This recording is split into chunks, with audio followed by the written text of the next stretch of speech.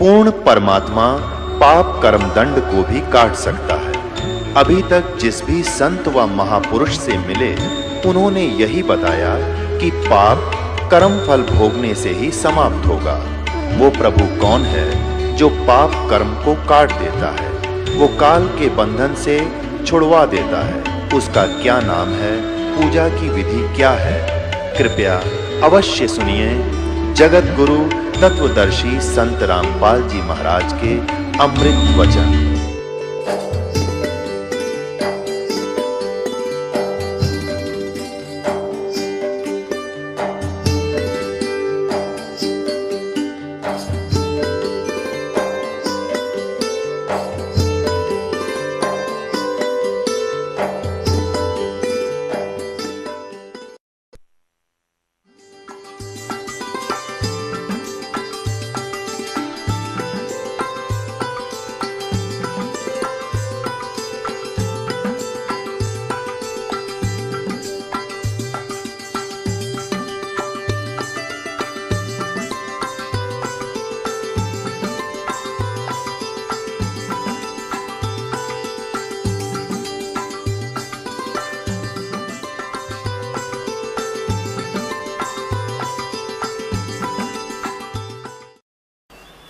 पुण्यात्माओं, इस दास के ये वचन आपको सारे उठ पटांग से लागेंगे एक बार तो, लेकिन धैर्य से सुनते रहना। प्रमाण देखोगे गदगद हो जाओगे, दांतों तो उंगली दबाओगे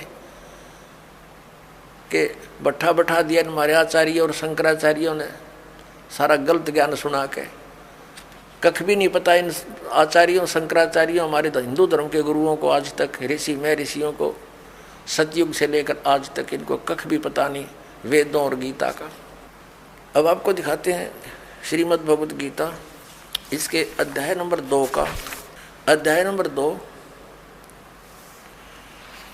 श्रीमद् भगवत गीता श्लोक नंबर 12। न तो ऐसा ही है कि मैं किसी काल में नहीं था, अथवा तू नहीं था, अथवा ये राजा लोग नहीं थे, और न ऐसा ही है कि इससे आगे हम सब नहीं रहेंगे। ये देखिएगा अध्याय नंबर 4 के, ये है गीता अध्याय नंबर 4 और श्लोक नंबर ये 5 है। यहाँ से इसका अनुवाद इन्होंने यहाँ किया है। हे परंतम अर्जुन, मेरे और तेरे बहुत से जन्म हो चुके हैं, उन सब को तू नहीं जानता, मैं जानता हूँ। फिर यहाँ 9वें में क्या कहा कि ये 9वां श्लोक है 4थे अध्याय का। हे अर्जुन, मेरे जन्म और कर्म दिव्य अर्थात अलौकिक हैं। अब यहाँ क्या बताया है, अध्याय नंबर 2 के, अध्याय नंबर 2 के श्लोक नंबर 17 में कहा कि अर्जुन, नाश रहित तो उसको जान जिससे संपूर्ण जगत व्याप्त है। इस अविनाशी का विनाश करने में कोई भी समर्थ नहीं है। यानी गीता ज्ञान दाता से अन्य है कोई जो वास्तव में अविनाशी है। गीता जी अध्याय नंबर 15 के श्लोक नंबर 1 से 4 और 16-17 में इन 3 प्रभुओं की जानकारी, 3 पुरुषों की। अब पहले आपको अध्याय नंबर 10 का श्लोक नंबर 2 दिखाते हैं। ये देखिएगा अध्याय 10 और श्लोक 2 में, मेरी उत्पत्ति को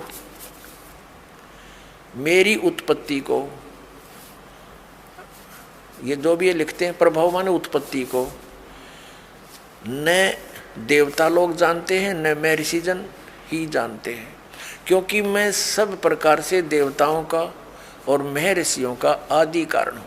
अब ये क्या स्पष्ट हो गया कि गीता ज्ञान दाता ये ब्रह्म है, सरपुरुष है। श्री कृष्ण जी में प्रवेश करके ये बोल रहा है, ये कहता है मेरा जन्म तो हुआ है, उत्पत्ति तो हुई है, लेकिन ये ब्रह्मा विष्णु महेश और ये ऋषि नहीं जानते, क्योंकि ये इससे ही उत्पन्न हुए हैं। ये इसकी संतान है, ब्रह्मा विष्णु महेश इस ब्रह्म के पुत्र हैं, और दुर्गा इन ब्रह्मा विष्णु महेश जी की माता है, श्री दुर्गा जी। अब गीता ज्ञान दाता ने, ब्रह्म ने स्पष्ट कर दिया कि मैं नाशवान हूँ, मेरी तो जन्म मृत्यु होती है, तो इसके साधक की भी जन्म मृत्यु होगी, क्योंकि ब्रह्मलोक में जाएगा। और ब्रह्मलोक में गया हुआ प्राणी फिर जन्म मृत्यु में आता है। श्रीमद् भगवत गीता अध्याय नंबर 15 के श्लोक नंबर 1 से 4 और 16-17 में 3 पुरुष बताए हैं। उल्टा लटका हुआ संसार रूपी वृक्ष है, इसकी ऊपर को तो जड़ समझो, नीचे को तीनों गुण रूपी शाखा। अब गीता ज्ञान दाता ने केवल इतनी ही संकेत किया है, ऊपर को जड़ है संसार रूपी वृक्ष की और नीचे को तीनों गुण रूपी शाखा है। बस शेष के लिए बता दिया कि वो तत्वदर्शी संत बताएगा गीता जी अध्याय नंबर 4 के श्लोक नंबर 34 में जिसके विषय में कहा है। और फिर उसकी पहचान बताई है गीता जी अध्याय नंबर 15 के श्लोक नंबर 1 में कि इस उल्टे लटके हुए संसार रूपी वृक्ष को के सभी विभागों को जो जानता है स वेदवित, वो तत्वदर्शी संत है। ये देखिएगा 15वां अध्याय है श्रीमद् भगवत गीता का और प्रथम श्लोक है। इसमें लिखा है कि ऊर्ध्व मूलम, ऊपर को मूल, अधः शाखम, नीचे को शाखा, अश्वत्थम प्राहु अव्यम। ये संसार रूपी पीपल का वृक्ष अविनाशी कहा है। छंदासी यस्य पर्णानि, इसके पत्ते आदि शाखा आदि सभी इसके छंद हैं, विभाग हैं। ये तम वेद, जो उन सभी विभागों को जानता है, स वेदवित, वो वेद के तात्पर्य से को जानने वाला है, वो तत्वदर्शी संत है। इनका अनुवाद पढ़िए। आदि पुरुष परमेश्वर रूप मूल वाले, यानी संसार रूपी वृक्ष। पहले आप जी ये देखेंगे, ये संसार रूपी वृक्ष है। ऊर्ध्व मूलम, ऊपर को तो जड़ है, शाखा नहीं जड़, और नीचे को ये शाखा है। ये एक संसार रूपी वृक्ष है। ये एक संसार रूपी वृक्ष जानो। अब ऊर्ध्व मूलम अधः शाखम, और जो संत इसके सभी विभागों को बता देगा वह तत्वदर्शी संत है। परमेश्वर ने 600 वर्ष पहले बताया था। अब समझो ये पेड़ है जो पृथ्वी से बाहर नजर आता है, इसको पेड़ बोलते हैं। तो परमात्मा कबीर जी स्वयं तत्वदर्शी संत की भूमिका करने आते हैं, सशरीर आते हैं, जैसा कि वेदों में प्रमाण है। वो अपना ज्ञान उपदेश करते हैं। कबीर अक्षर पुरुष एक पेड़ है, निरंजन यानी सरपुरुष वा की डार, और तीनों देवा शाखा हैं ये पात रूप संसार, और जड़ें गुप्त हैं, वो प्रोक्ष है। ये देखिएगा। अब यहाँ क्या बताया, अक्षर पुरुष एक पेड़ है। ये तो समझो अक्षर पुरुष तना तो इस संसार रूपी वृक्ष का, इससे मोटी डार निकलती है, उनमें से एक मोटी डार ये सरपुरुष है, ये अक्षर पुरुष है। इसको परब्रह्म भी बोलते हैं, ये अक्षर पुरुष है इतना। और इससे ये डार निकली मोटी, ये सरपुरुष, ये ब्रह्म समझो, सरपुरुष ब्रह्म ज्योति निरंजन। और इसके ये 3 पुत्र हैं, रजगुण ब्रह्मा जी, सतगुण विष्णु जी, तमगुण शिव जी, और पात रूप संसार। अब ये गुप्त है, ये परमात्मा स्वयं है। अब हम पढ़ेंगे श्रीमद् भगवत गीता अध्याय नंबर 15 के श्लोक नंबर 1 से 4 और 16-17। इनमें कंसेप्ट क्लियर होगा। देखिएगा, ये 15वां अध्याय ये आपने पढ़ लिया। प्रथम मंत्र, प्रथम श्लोक, ऊर्ध्व मूलम, जड़ तो ऊपर को, नीचे न शाखा। ये संसार रूपी पीपल का वृक्ष अविनाशी वृक्ष समझो। छंदासी यस्य पर्णानि, यानी जड़ें, शाखा, पत्ते आदि इसके विभाग हैं। और ये तम वेद, जो उसको जानता है, स वेदवित। अब देखो यहाँ है आदि पुरुष परमेश्वर मूल वाले, इन्होंने अधः शाखा का अर्थ गलत किया है, ब्रह्मा रूप मुख्य शाखा कर दिया। नहीं, ये देखो दूसरे श्लोक में 2 बार अधः शब्द है, इसका यहाँ अर्थ किया है इन्होंने। अधः माने नीचे, अधः माने नीचे, स्पष्ट है। अधः माने नीचे, अधः माने नीचे। तो यहाँ भी अधः ही लिखना था, ये इनको ज्ञान नहीं था इसलिए विचलित हो जाते थे। ऊर्ध्व मूलम अधः शाखम, ऊपर न जड़ और नीचे को शाखा वाला। ये संसार रूपी पीपल के वृक्ष को अविनाशी कहते हैं। वेद जिसके पत्ते कहे गए हैं, उस संसार वृक्ष को जो पुरुष, जो व्यक्ति मूल सही तत्व से जानता है, जड़ से लेकर सभी भागों को तत्व से जानता है, सही जानता है, स वेदवित, वह वेद के तात्पर्य को जानने वाला है, अर्थात वो तत्वदर्शी संत है, जिसके विषय में चौथे अध्याय के 34वें श्लोक में कहा है कि तत्वदर्शी संत के पास जाकर परमात्म तत्व के ज्ञान को समझ, उसके बाद जो वो कहे उस तरह करने से फिर वो प्राणी कभी लौट कर संसार में नहीं आते, उनकी जन्म मृत्यु सदा के लिए समाप्त हो जाती है। 15वें अध्याय के 1 से लेकर 4 तक का ये सारांश है। आगे क्या बताया है कि ये शाखा कौन है? रजगुण ब्रह्मा, सतगुण विष्णु, तमगुण शिव जी। देखिएगा, ये 15वां अध्याय हम पढ़ रहे हैं, हमने एक श्लोक क्लियर कर लिया। अब दूसरा, इसमें लिखा है कि उस संसार वृक्ष की तीनों गुण रूप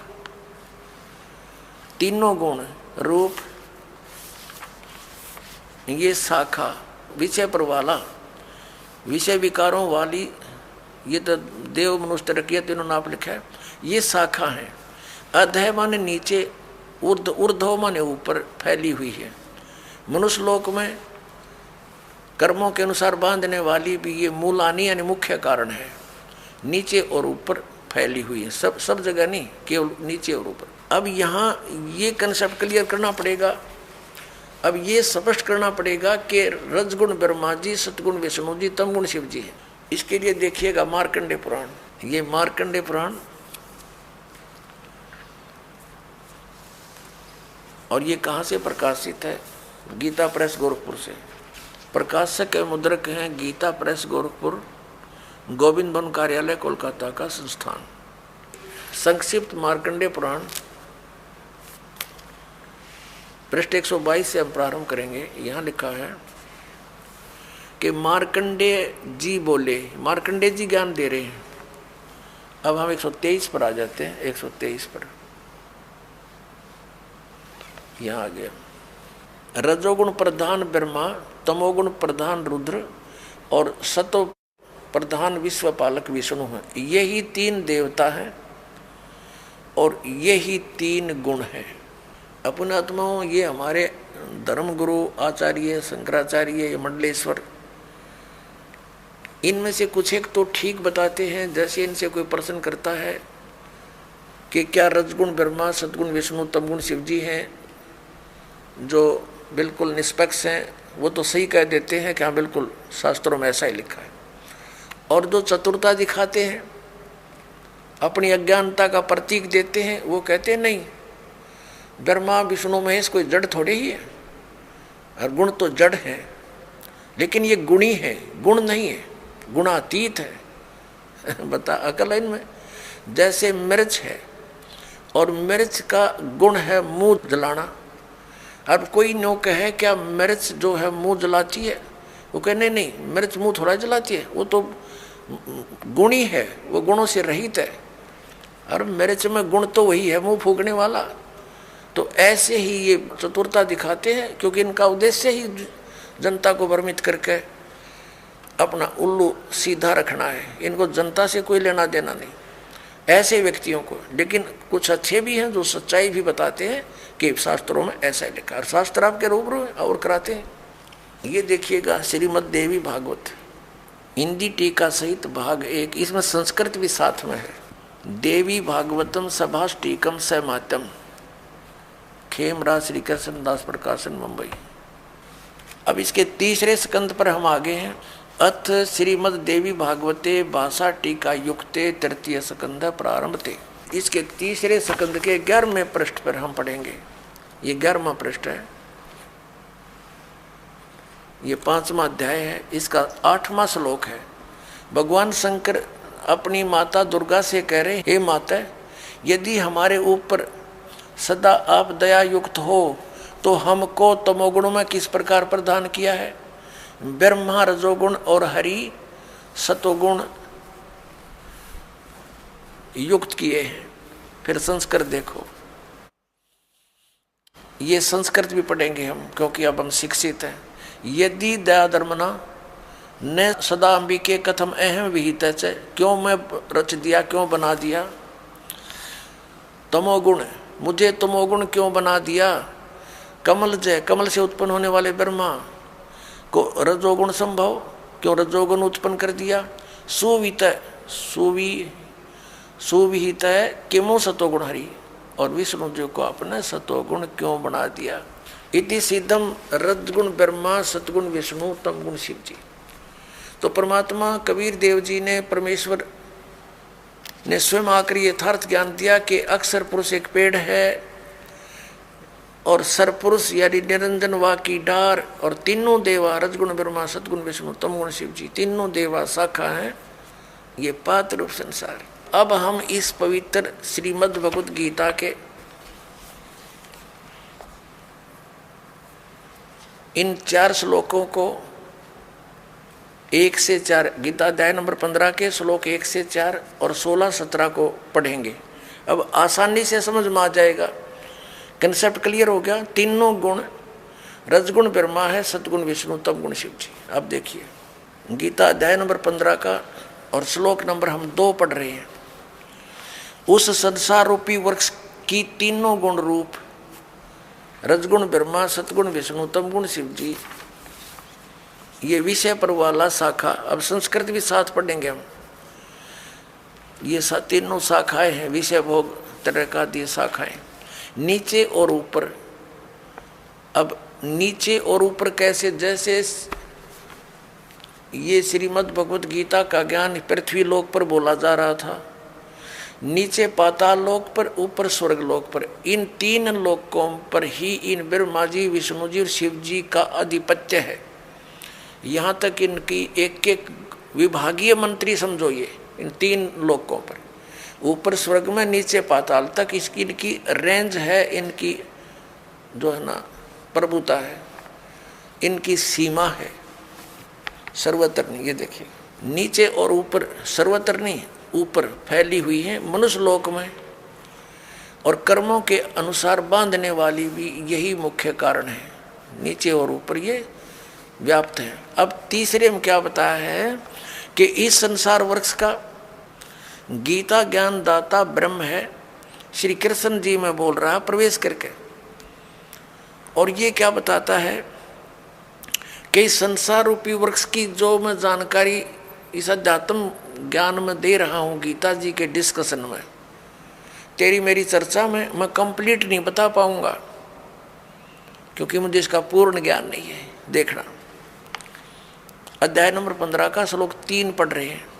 इस संसार वृक्ष का स्वरूप जैसा कहा है वैसा यहाँ विचार काल में, तेरे मेरी चर्चा में, गीता जी के डिस्कशन में नहीं पाया जाता।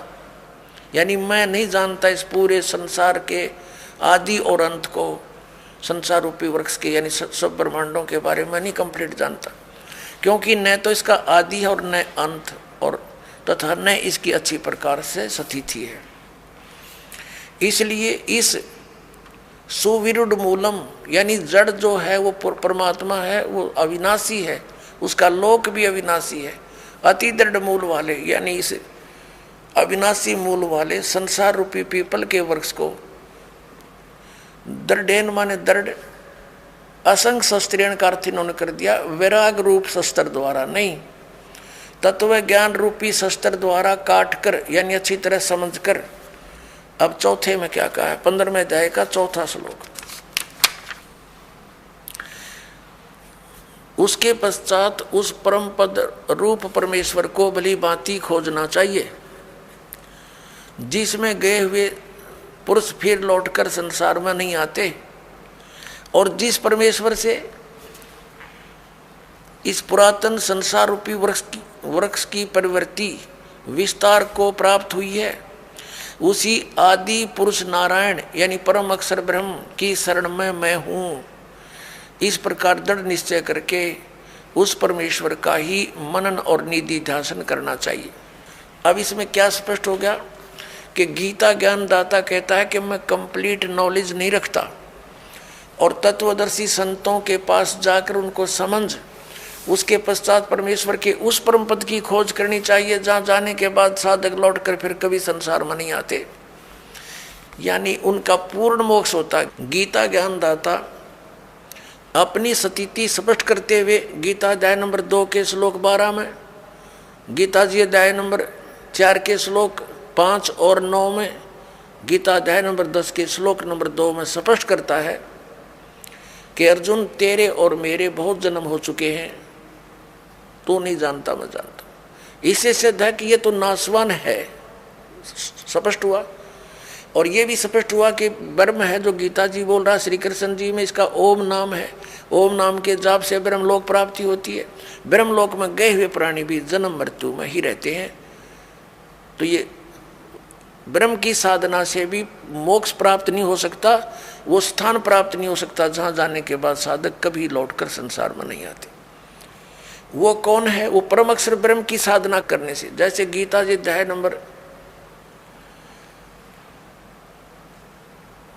नंबर 4 के श्लोक नंबर 25 से लेकर 30 तक गीता ज्ञानदाता ने कहा है, कोई तो देवताओं की पूजा करता है, कोई केवल तीक्ष्ण व्रत रखता है, जैसे इन अहिंसावादी व्रत रखता है, जैसे मुंह पर पट्टी बांध कर नंगे पैरों घूमना, और कुछ स्वाध्याय ही करते हैं, जैसे गीता जी का नित्य पाठ कर लेना, वेदों का अध्ययन करते रहना। कोई प्राणायाम करता है, कोई केवल हवन यज्ञ ही करते हैं, और सभी अपनी साधनाओं को पाप नाशक जानते हैं। यदि उनको ये पता चल जाए कि ये पाप नाशक नहीं है तो सब कोई ना करे उनको। ये साधक उसी समय तक उस साधना को कर रहा है जब कोई इसका पता नहीं कि सही नहीं है, तब छोड़ देगा उसी दिन। तो इसके लिए बताया कि चौथे अध्याय के 32वें श्लोक में कि इस प्रकार की जो 25 से लेकर और 30 तक जिन श्लोकों में जानकारी दी है, इस प्रकार की बहुत सारे धार्मिक यज्ञों की, धार्मिक अनुष्ठानों की जानकारी सच्चिदानंद घन ब्रह्म की वाणी में विस्तार से कही गई है। अब सच्चिदानंद ब्रह्म की वाणी, क्योंकि वो परमात्मा सतलोक से चलकर आता है, अपने मुख कमल से उपदेश देता है, ज्ञान सुनाता है, वो सूक्ष्म वेद होता है, वो तत्व ज्ञान होता है। तो वो तत्व ज्ञान है, उसके अंदर बहुत विस्तार के साथ ये अध्यात्म मार्ग बताया गया है, अध्यात्म ज्ञान कहा गया है। अब देखिएगा अध्याय नंबर 4 पर ले चलते हैं आपको पहले थोड़ा सा। श्रीमद् भगवद गीता अध्याय नंबर 4 और श्लोक नंबर 25 में, दूसरे योगीजन देवताओं का पूजन रूप यज्ञ मन धार्मिक अनुष्ठान भली भांति किया करते हैं, पर उपासते यानी पूजन करते हैं, और अन्य योगीजन ब्रह्म साधना करते हैं, इसका यह अर्थ है। और 26 में कहा कि अन्य योगीजन सरोत्र आदि समस्त इंद्रियों को संयम रूप अग्नि में हवन किया करते हैं, दूसरे शब्द आदि करते रहते हैं। ये समस्त विषयों को इंद्रिय रूप यज्ञ अग्नि में हवन किया करते हैं। 27 में लिखा है कि दूसरे योगीजन इंद्रियों की संपूर्ण क्रियाओं और प्राणों की समस्त क्रियाओं को ज्ञान से प्रकाशित आत्म संयम रूप अग्नि में हवन किया करते हैं, यानी कुछ तो अपने इंद्रियों को ही संयम करने में लगे रहते हैं। 28 में कहा है कि कई पुरुष द्रव्य संबंधी यज्ञ करते हैं, यानी तब भंडारे कर दिए, कांबड़ बांट दिए हैं, कोई मंदिर बनवा दिया, इस तरह करते रहते हैं, और कुछ तपस्या करते रहते हैं। तो कहने का भाव ये है कि अब हम 32 पर आते हैं, अपने मतलब की बात लेते हैं। ये गीता अध्याय नंबर 4 के श्लोक नंबर 32 में क्या कहा है? इसमें क्या है कि एवं बहुविधा यज्ञा वितता ब्रह्मणे मुखे, ये ब्रह्मणे शब्द लिखा है, यह इन्होंने अनुवाद गलत कर दिया। कर्मजान विदितान सर्वान एवं ज्ञातवा विमोक्ष से, इस प्रकार और भी बहुत तरह के यज्ञ माने धार्मिक अनुष्ठान ब्रह्मणे मुखे, इन्होंने वेद की वाणी में कर दिया, ये गलत कर दिया। यहां देखिएगा अध्याय नंबर 17 के और श्लोक नंबर 23 में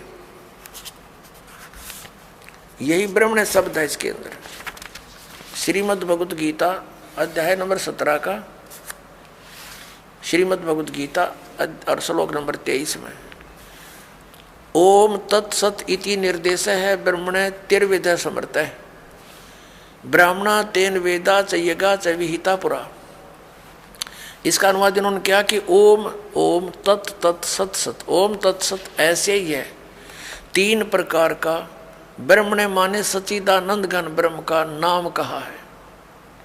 ब्रह्मणे का अर्थ सच्चिदानंद घन ब्रह्म समझो। अब यहाँ जाते हम फिर गीता जी के चौथे अध्याय के हम फिर 32वें श्लोक में आते हैं। 32वें श्लोक में अब ये ब्रह्म ने जो मुख्य लिखा है इन्होंने यहाँ गलत अनुवाद कर दिया।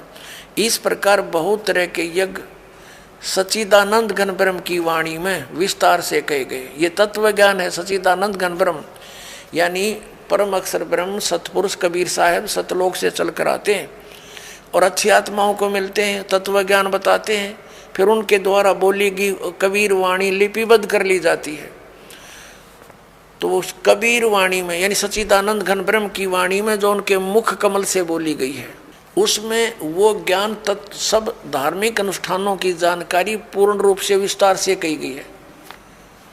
वो तत्व ज्ञान है, उसको जानने के बाद फिर सभी कर्मों से मोक्ष प्राप्त हो जाता है।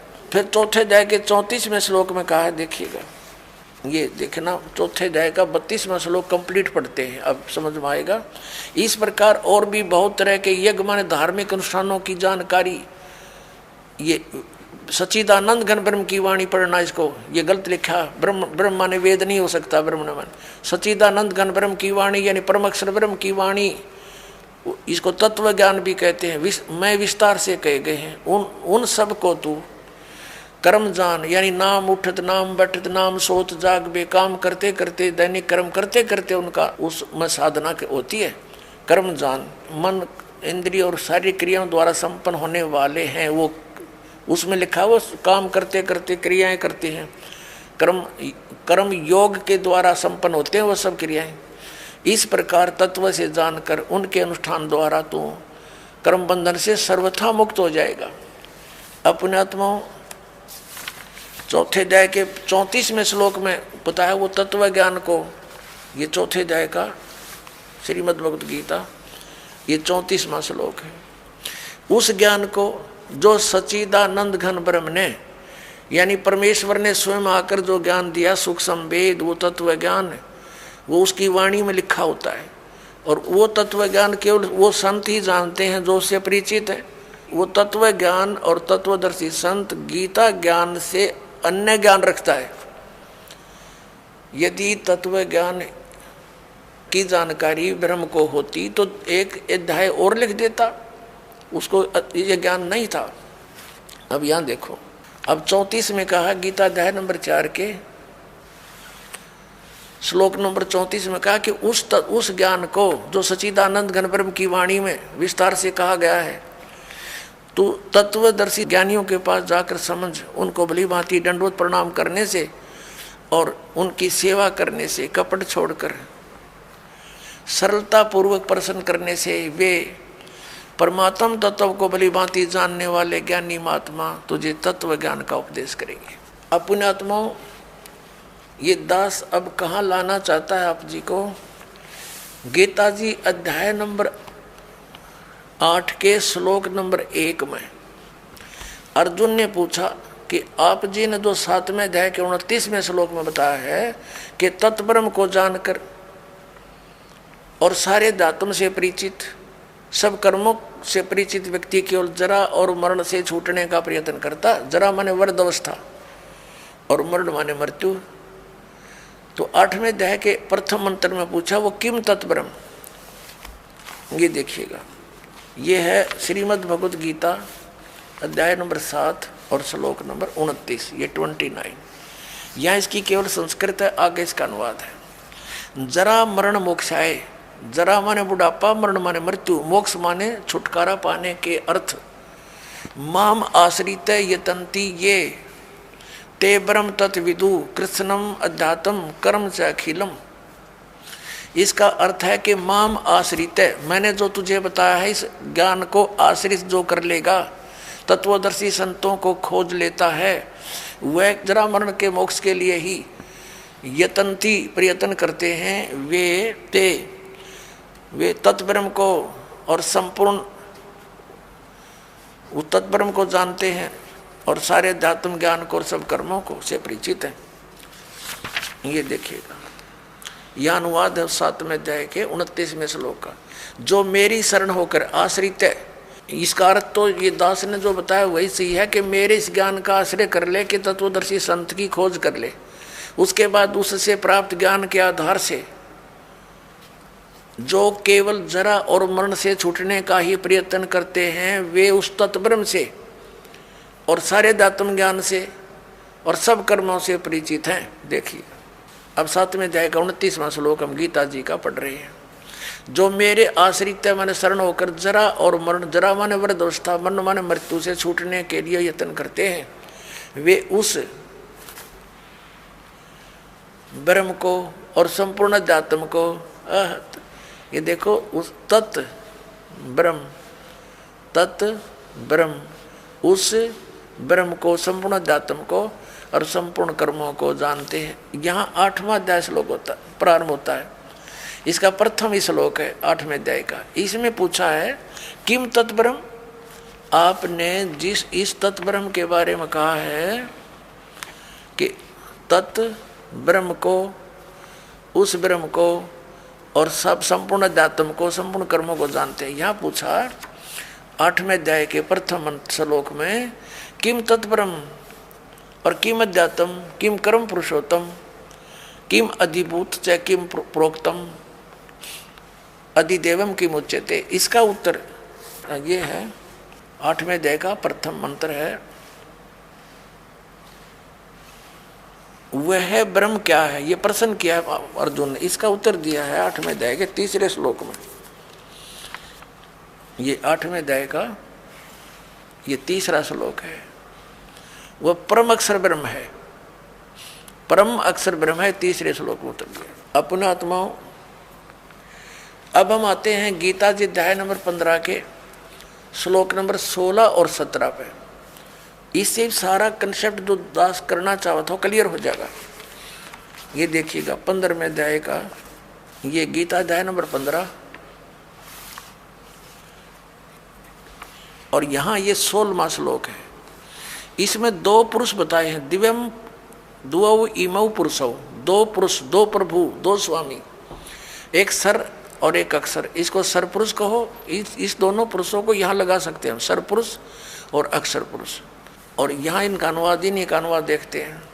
इस संसार में नासवान और अविनाशी भी ये 2 प्रकार के पुरुष माने प्रभु, पुरुष माने स्वामी भगवान कहे हैं। और सब प्राणियों के शरीर नासवान है और जीवात्मा अविनाशी कहा जाता है। इसका भावार्थ ये है कि एक सरपुरुष तो ये ब्रह्म है, अक्षर पुरुष ये परब्रह्म है, सरपुरुष जो है ये ब्रह्म 21 ब्रह्मांड का स्वामी है और अक्षर पुरुष ये 7 संख्य ब्रह्मांड का स्वामी है। ये दोनों भी और इनके अंतर्गत जितने प्राणी हैं सब नासवान है, लेकिन जीवात्मा तो किसी की भी नहीं मरती, वो तो विषय ही अलग है। अब ये स्पष्ट कर दिया, ये तो दोनों नासवान है, सरपुरुष भी और अक्षर पुरुष भी। भले ही अक्षर माने अविनाशी होता है, लेकिन इसकी बहुत ज़्यादा लंबी आयु है जिस कारण से इसको अक्षर कह रहे हैं, लेकिन ये वास्तव में अविनाशी नहीं है। इसका कंसेप्ट 15वें अध्याय के 17वें श्लोक में स्पष्ट कर दिया कि उत्तम पुरुष है तू अन्य और परमात्मा इति उदाहरते। देखना 15वें अध्याय का हमने 16वां पढ़ लिया, 17वां पढ़ेंगे। उत्तम पुरुष है तू अन्य परमात्मा इति उदाहरते, यह लोग तरम आविष्य विवर्ती अवय ईश्वर है। उत्तम पुरुष यानी श्रेष्ठ परमात्मा तो इन दोनों से कोई अलग है। 2 पुरुष 16वें में कहे उनसे अन्य है, और जो तीनों लोकों में प्रवेश करके सबका धारण पोषण करता है, अविनाशी परमेश्वर परमात्मा इस प्रकार कहा गया है। अपने आत्माओं, अभी आपने उल्टा लटका हुआ संसार रूपी वृक्ष देखा, ये देखिएगा, ये उल्टा लटका हुआ संसार रूपी वृक्ष है और इसके ऊपर न जड़ नीचे को तीनों गुण रूपी शाखा है। तो जड़ से ही पूरे वृक्ष को आहार मिलता है, तीनों लोकों में प्रवेश करके सबका धारण पोषण ये मूल रूपी परमात्मा परम अक्षर ब्रह्म ही सब संसार का धारण पोषण करता है। ये संसार रूपी वृक्ष है। संसार रूपी वृक्ष की जो मूल है परम अक्षर ब्रह्म, ये देखो श्रीमद् भगवत गीता अध्याय नंबर हम 15 का और श्लोक नंबर हम ये 17वां पढ़ रहे हैं। उत्तम पुरुष है तू अन्य परमात्मा इति उदाहरत है। उत्तम पुरुष यानी श्रेष्ठ परमात्मा प्रभु तो कोई और है, इन ऊपर वाले से दोनों 16 वर्णित से अलग है और उसी को परमात्मा कहा जाता है। यह लोक त्रयम् अविषय विवर्ती जो तीनों लोकों में प्रवेश करके सबका धारण पोषण करता है, वो वास्तव में अविनाशी भगवान है, वो अविनाशी परमात्मा। ये देखिए उत्तम पुरुष यानी पुरुषोत्तम सही भगवान तो कोई और ही है जो तीनों लोकों प्रवेश करके और सबका धारण पोषण करता है, वो है अविनाशी परमात्मा। वास्तव में अपने आत्मा जो दास निष्कर्ष निकालना चाह रहा है अब निकल रहा है। अब जो प्रसंग चला था कि विष्णु जी तो कह रहे हैं मैं दुर्गा से ऊपर किसी को नहीं मानता, मेरे आध्यात्मिक ज्ञान के जितना मुझे है मेरे ज्ञान में दुर्गा से ऊपर कोई भगवान नहीं। और विष्णु जी कह रहे हैं मैं दुर्गा की भक्ति करता रहता हूँ। और हमारे आचार्य शंकराचार्य कहते हैं ये अपने स्वरूप की भक्ति करते हैं, ये किसी की भक्ति नहीं करते। कोई कह कुछ राम की भक्ति करता है, राम श्री शंकर की करता है। ये इनकी दंत कथा लोकवेद था। अब दुर्गा जी ने स्पष्ट कर दिया, वो कहती है ब्रह्म की पूजा करो, मेरी पूजा भी छोड़ दो। उसका ओम नाम है, ओम नाम के जाप से ब्रह्म लोक प्राप्ति होगी। गीता जी ने स्पष्ट कर दिया कि गीता ज्ञानदाता ब्रह्म है, उसका एक ओम अक्षर है, उसकी साधना करने वाला ब्रह्मलोक में जाता है। ब्रह्मलोक में गए हुए प्राणी फिर जन्म मृत्यु में आते हैं, ये सथाई मोक्ष नहीं। अब गीता ज्ञानदाता 18वें अध्याय के 62वें श्लोक में और गीता अध्याय नंबर 15 के 1 से 4 में और 18वें अध्याय के 62 और 66 में, इन श्लोकों में ये स्पष्ट कर रहा कि उस परमेश्वर की भक्ति करनी चाहिए, उस परम अक्षर ब्रह्म की जो 8वें अध्याय के 3रे श्लोक में जिसके विषय में कहा है, उसकी भक्ति करनी चाहिए। उसकी साधना करने से प्राणी कभी लौटकर संसार में नहीं आता, परमेश्वर के उस परम पद की प्राप्ति हो जाती है। और गीता जी अध्याय नंबर 18 के श्लोक नंबर 62 में कहा कि तू सर्वभाव से उस परमेश्वर की शरण में जा, उसकी कृपा से तू परम शांति को और सनातन परम धाम को प्राप्त होगा, यानी फिर कभी जन्म मृत्यु नहीं होगी। अपनी इसने स्पष्ट कर दी, तेरी और मेरी जन्म मृत्यु सदा बनी रहेगी। अपने आत्मा आज सुबह भी यही विषय रहा था, लेकिन जब तक ये ग्रंथ रूबरू नहीं हो जाते तब तक हमें विश्वास नहीं होता, क्योंकि हम दूध के जले हुए और छाछ को भी फूंक मार कर पीते हैं। तो दास चाहता कि आपको इतना दृढ़ कर दूं कि आप सदग्रंथों को देखकर बिल्कुल पक्के हो जाओ और फिर त्याग दोगे उन नकली गुरुओं आचार्यों और शंकराचार्यों को और अपना कल्याण कराओगे। अब देखिएगा श्रीमद् भगवत गीता अध्याय नंबर 8 के श्लोक नंबर 3 में स्पष्ट हो गया कि वो परम अक्षर ब्रह्म है। श्रीमद् भगवत गीता अध्याय नंबर 15 के श्लोक नंबर 1 से 4 और 16-17 में स्पष्ट हो गया अक्षर पुरुष उसका तना है, सरपुरुष डार है, तीनों गुण रजगुण ब्रह्मा सदगुण विष्णु तम गुण शिव जी, ये संसार रूपी वृक्ष की शाखा है।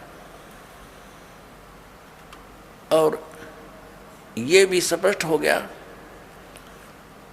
कि सबका धारण पोषण करने वाला और वास्तव में अविनाशी परमात्मा परम अक्षर पुरुष है, परम अक्षर ब्रह्म है। अब गीता अध्याय नंबर 8 के श्लोक नंबर 5 में और 7 में गीता ज्ञानदाता अपनी साधना के लिए कहता मेरी भक्ति कर। उसके लिए मंत्र इसने बता दिया 8वें अध्याय के 13वें श्लोक में कि मेरा एक ओम अक्षर है, नथिंग एल्स, और मेरी भक्ति करनी है तो ओम अक्षर है तो मुझे प्राप्त होगा, लेकिन युद्ध करना पड़ेगा। और परम अक्षर ब्रह्म की शरण में जाना है, उसकी भक्ति करनी है तो उसका मंत्र बता दिया 17वें अध्याय के 23वें श्लोक में ओम तत्सत इति निर्देश है ब्रह्मण तिर्विद समृत है। ब्रह्मणे माने उस परम अक्षर ब्रह्म के पाने की उसकी भक्ति का केवल ओम तत्सत इन 3 मंत्र के जाप का सिमरण करने का, 3 प्रकार से सिमरण करने का आदेश है, निर्देश। निर्देश माने फाइनल फैसला, नथिंग एल्स। तो उसकी साधना करने से तो वो 8वें अध्याय के 8, 9, 10 श्लोक में कहा कि उसकी भक्ति करेगा तो उस परमात्मा को, परम अक्षर ब्रह्म को प्राप्त होगा। उसकी साधना करने से वहां प्राणी चला जाता, जहाँ जाने के बाद फिर लौटकर संसार में नहीं आते। और ये हमारे अज्ञानी आचार्य शंकराचार्य, तत्वज्ञानहीन प्राणी मंडलेश्वर, ये कहते हैं हमारे धर्मगुरु कि श्री कृष्ण जी अपने बारे में कह रहे। हर इसमें कंसेप्ट क्लियर कर रखा है, 2 परमात्मा, नारे नारे 3 बोले हैं, 3 बताए हैं, लेकिन 2 का ही अधिक रोल है, क्योंकि हम सरपुरुष के लोक में रहते हैं और परम अक्षर ब्रह्म के लोक में हमने जाना है। उसकी साधना है, लेकिन बीच में एक थोड़ा सा इंटरफेरेंस है इसकी अक्षर पुरुष के, इसके 7 संग ब्रह्मंडों से हमने पार कर होना है।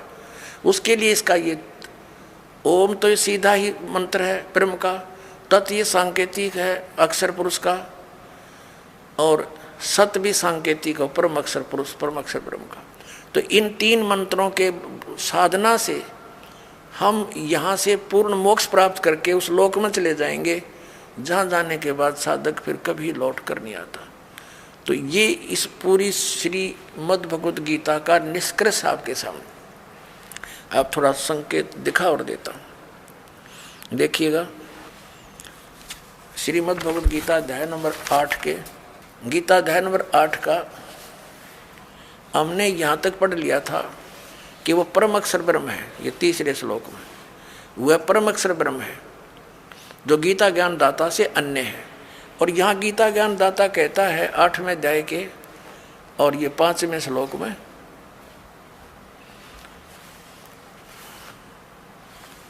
5वें श्लोक में कि जो पुरुष अंत काल में मुझे ही स्मरण करता हुआ शरीर त्याग कर जाता है, वह साक्षात मेरे रूप को प्राप्त होता है। साक्षात रूप नहीं, मद भावम याति, मेरे वाले भाव में को प्राप्त होता है, इसमें कोई संशय नहीं। अब 7वें श्लोक में क्या कहा 8वें अध्याय के में, 8वें अध्याय के गीता जी और 7वें में क्या कहा कि इसलिए अर्जुन तू सब समय में मेरा स्मरण कर और युद्ध भी कर। युद्ध तक करना पड़ेगा मेरी शरण में रहेगा तो, और मुझ में अर्पण किए हुए मन बुद्धि से युक्त होकर निसंदेह मुझे ही प्राप्त होगा। अब 8वें में और 9वें में ये स्पष्ट कर दिया है। 8वें में गीता अध्याय नंबर 8 का श्लोक नंबर 8 हम पढ़ रहे हैं। हे पार्थ, यह नियम है परमेश्वर के अभ्यास योग युक्तेन, उस 3 मंत्र के जाप का अभ्यास करने वाला, दूसरी ओर न जाने वाले चित्त से निरंतर चिंतन करता हुआ मनुष्य परम दिव्यम पुरुष याति, उस परम अक्षर ब्रह्म को प्राप्त होता है। परम प्रकाश रूप दिव्य पुरुष को अर्थात परमेश्वर को ही प्राप्त होता है, जो गीता ज्ञान दाता से अन्य है। ये अब 9वें में यह कंसेप्ट भी क्लियर किया है कव्यम। अब यहाँ इसको नहीं छेड़ेंगे, हम स्पष्ट यही पढ़ेंगे। जो पुरुष सर्वज्ञ अनादि सबके नियंता यानी सबका मालिक, सूक्ष्म से अति सूक्ष्म सबका धारण पोषण करने वाला, अचिंत रूप, सूर्य के सदृश नित्य चेतन प्रकाश रूप यानी सूर्य की तरह तेजों में शरीर युक्त साकार, स्पष्ट है इसमें। अविद्या से अति प्रे सच्चिदानंद घन परमेश्वर का श्रवण करता है, उस परम अक्षर ब्रह्म का श्रवण करता है। अब 9वां आपने पढ़ दिया, 8वें अध्याय का अब 10वां पढ़ते हैं। वह भक्ति युक्त पुरुष यानी 3 मंत्र के जाप करने वाला, जिसमें एक ओम है, 2 तत् और सत सांकेतिक है। वह भक्ति युक्त पुरुष अंत काल में योग बल से, योग माने साधना भक्ति की शक्ति से, भ्रकुटी के मध्य में प्राणों को अच्छी प्रकार स्थापित करके फिर निश्चल मन से स्मरण करता हुआ उस दिव्य रूप परम पुरुष परमात्मा को ही प्राप्त होता है। यानी गीता ज्ञान दाता से अन्य है वो परम अक्षर ब्रह्म, उसकी साधना करने वाला उसको प्राप्त होता है। और ये अज्ञानी आचार्य और ये शंकराचार्य हमारे धर्मगुरु कहते हैं श्री कृष्ण जी अपने विषय में कह रहे हैं और कोई परमात्मा नहीं, नहीं और कोई नहीं है। इन्होंने आज 5500 वर्ष हो गए श्रीमद् भगवत गीता और पुराणों को और वेदों को लिपिबद्ध हुए, इन्हें कख नहीं पता इसके बारे में। आचार्य का अर्थ गुरु होता है और गुरु अध्यापक होता है, जो सिलेबस से पूरा परिचित हो, मास्टर हो। और जिसने कख नहीं पता वो काहे का टीचर, काहे का आचार्य है। ये डबो दिया सारा देश, हिंदू समाज को इन्होंने भूत बनवा के फिर उनने की पूजा करवाते हैं, श्राद्ध निकलवा का पोषण करते हैं लोग। अपने आत्माओं, ये तो कंसेप्ट क्लियर हुआ कि श्रीमद् भगवत गीता अध्याय नंबर 18 के श्लोक नंबर 62 में और 66 में गीता ज्ञानदाता ब्रह्म है, सरपुरुष है, अपने से अन्य उस परम अक्षर ब्रह्म की शरण में जाने को कहता है। वो परम अक्षर ब्रह्म कौन है ये दास बताओगा। वो कबीर साहब है, वो काशी के अंदर धाणक रूप में, जुल्हे रूप में आया था, जिसको एक कवि कह करके हमने उनका इतिहास बंद कर रखा था। ये परम अक्षर ब्रह्म है। उन्होंने 600 वर्ष पहले वो ज्ञान दिया था जो आज हमारे सदग्रंथों में विद्यमान है। और ये हमारे आचार्य और शंकराचार्य श्री शंकर देव श्री विष्णु जी को अजन्मा, अजरो अमर, इनके कोई माता पिता नहीं बताते। और पुराणों के अंदर इनके इतिहास में लिखा कि इनके माता पिता हैं, इनकी जन्म मृत्यु होती है और इनको ये भगवान बताते हैं। शिव पुराण के अंदर लिखा कि तुम ब्रह्मा और विष्णु, तुम भगवान नहीं हो, तुमने अपने आप को भगवान मान लिया। अब पुण्यात्माओं, प्रसंग ये चला था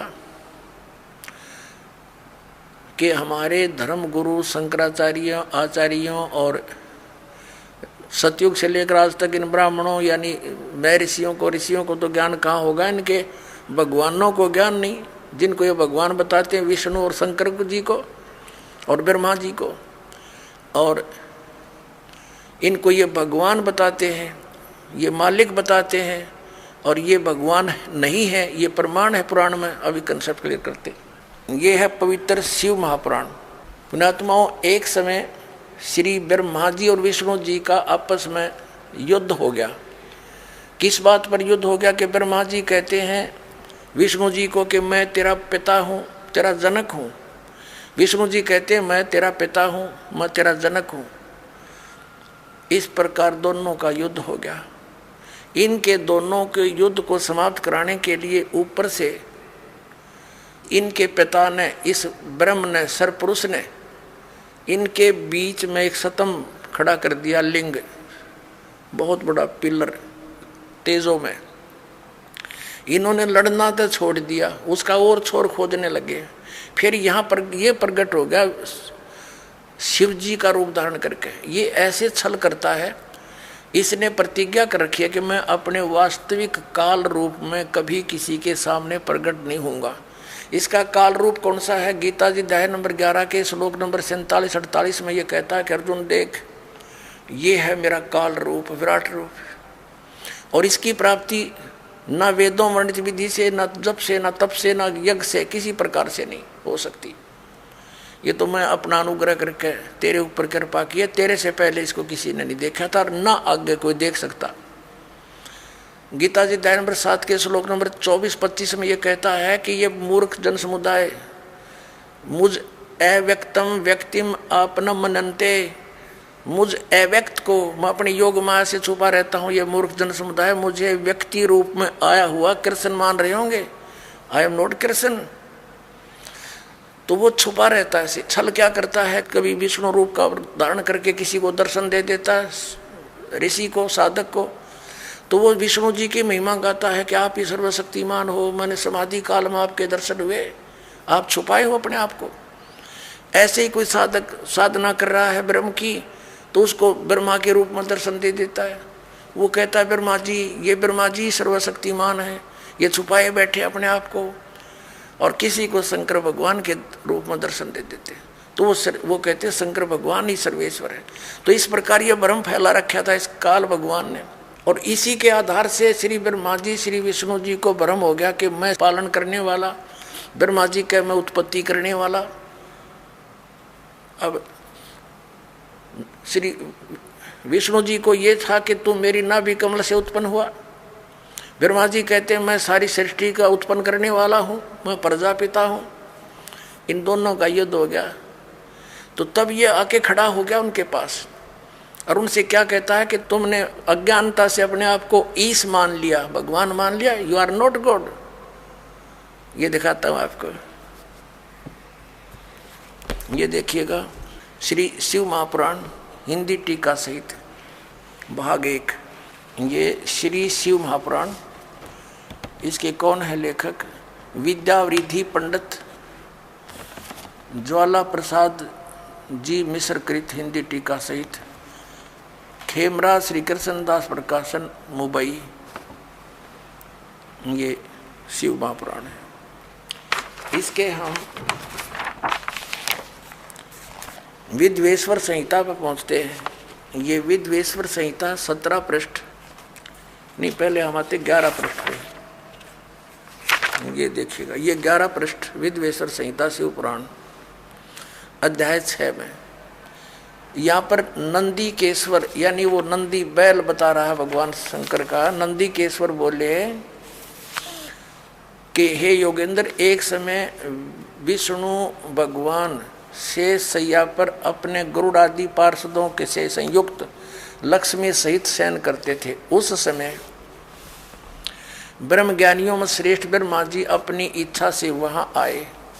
सब प्रकार सुंदर सेज पर शयन करते हुए कमल लोचन विष्णु जी से पूछने लगे, तुम कौन हो? मुझे देखकर अभिमानी पुरुष के समान शयन करते हो। वत्स बेटा उठो, देखो मैं तुम्हारा स्वामी आया हूँ। आए हुए स्वामी का गुरु को देख कर दुर्मान करता है, वह उस द्रोही मूड का प्रायश्चित होना निश्चित है। यह सुनकर विष्णु जी के अंतर्मत क्रोध हुआ, पर ऊपर से दिखाया नहीं, परंतु बाहर से शांत रहे और बोले, बेटा वत्स ब्रह्मा। विष्णु जी बोले ब्रह्मा जी को, वत्स बेटा तुम्हारा मंगल हो, बैठो इस आसन पर विराजो। इस समय तुम्हारे नेत्र कुटिल और मुख वक्र क्यों हो रहा है? ब्रह्मा जी बोले, हे वत्स विष्णु, तुमको समय के प्रभाव से अभिमान है। हे पुत्र, मैं तुम्हारा रक्षक और जगत का पिता मैं हूँ। विष्णु जी बोले, यह तो सब जगत मुझ में सतीत है, तुम चोर के समान किस प्रकार अपना कहते हो? तुम मेरी नाभि कमल से उत्पन्न हुए हो, इससे तुम मेरे पुत्र हो। इनका लठ बाज गया, ये गणी ना पढ़ावे आगाते हैं। इनका आपस में लट्ठम लट्ठा हो गए, देवता फूल बरसाने लग गए, अक्षाबास मरो कटके। ये हमारे देवताओं के लक्षण देखिए।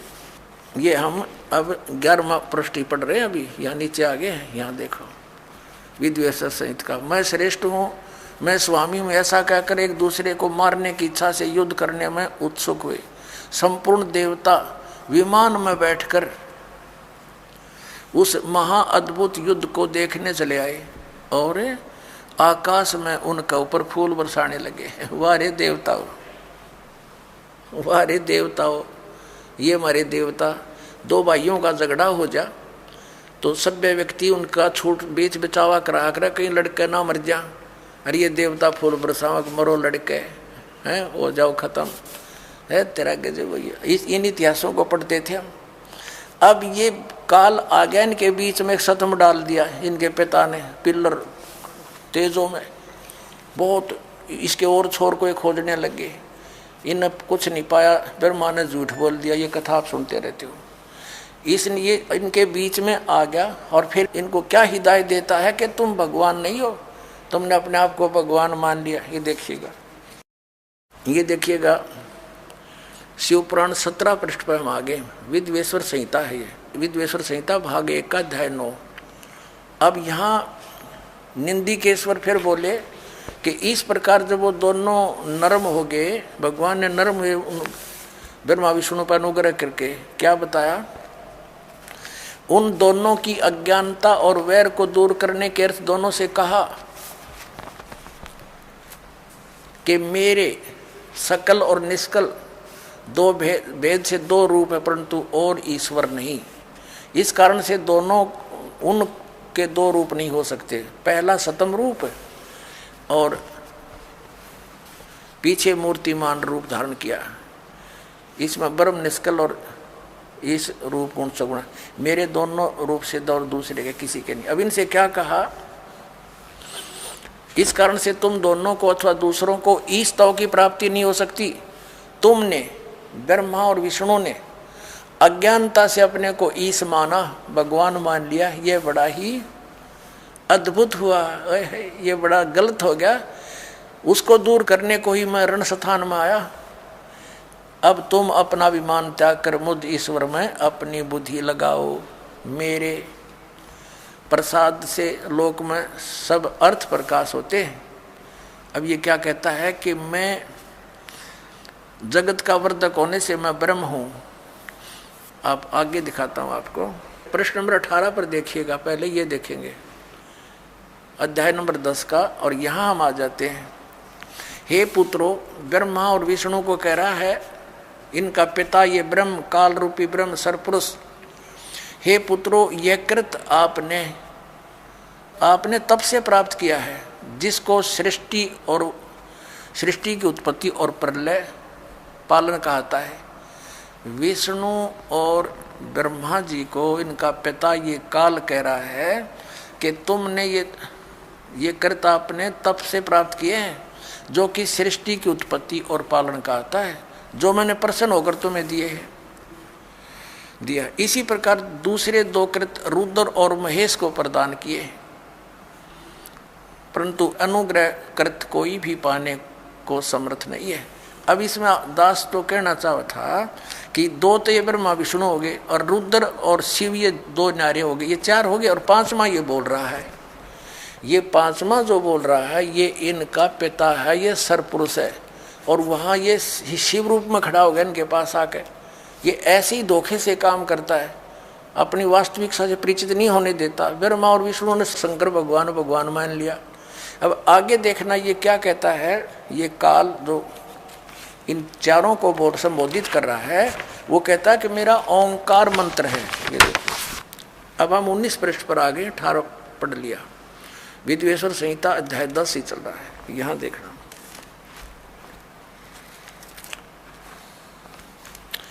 यहाँ इस कारण उस ज्ञान की सिद्धि के निमित्त ओंकार नामक मंत्र जप करो। अभिमान को दूर करने वाला है, सोई निज मंत्र उपदेश करते हैं। यह ओंकार मेरे मुख से उत्पन्न होने से मेरे ही रूप का बोधक है, महामंगल करने वाला है। यह वाचक है, मैं वाच्य हूँ। यह मंत्र मेरा आत्मा है, उसके स्मरण से मेरा स्मरण होता है। उत्तर की मुख से अकार, पश्चिम के मुख से उकार, दक्षिण के मुख से मकार, पूर्व के मुख से बिंदु, मध्य के मुख से नाद उत्पन्न हुआ। इस प्रकार 5 प्रकार से ये निर्गत हुआ।